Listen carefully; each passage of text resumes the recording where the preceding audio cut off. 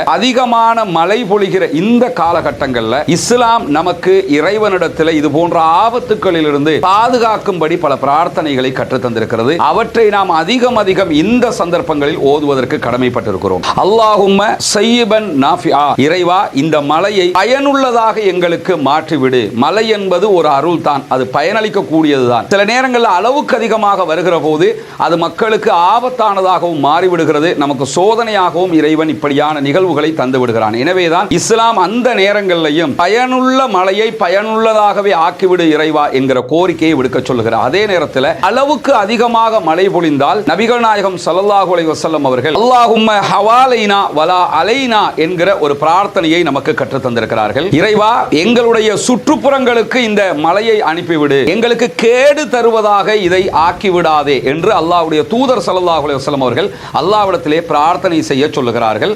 இன்னும் ஒரு அற்புதமான பிரார்த்தனையை நமக்கு கற்றுத் தருகிறார்கள். அல்லாஹும்ம அலல் ஆகாமி வல் ஜிபாலி வல் ஆஜாமி வல் லிராபி வல் ஔதியதி வ மனாபிதி ஷஜரி, இறைவா மேடுகளிலும் மலைகளிலும் குன்றுகளிலும் ஓடைகளிலும் கோட்டைகளிலும் மரங்கள் முளைக்கும் இடங்களிலும் இந்த மலையை பொழியச் செய்து விடு.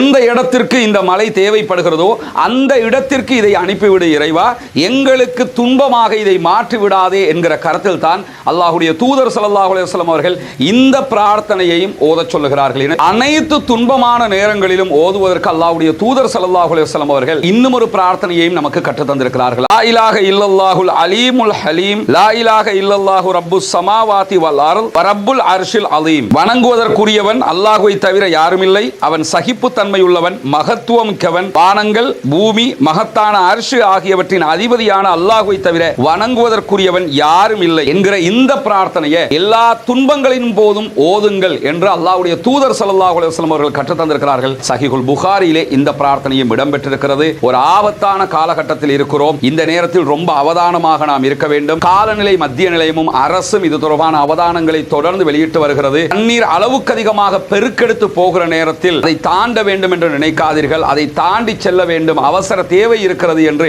அதற்காக முயற்சி எடுக்காதீர்கள். சகோதரர்களே, பாதிக்கப்படுகிற மக்களுக்கு உதவி செய்வதற்கு முயற்சி செய்யுங்கள்.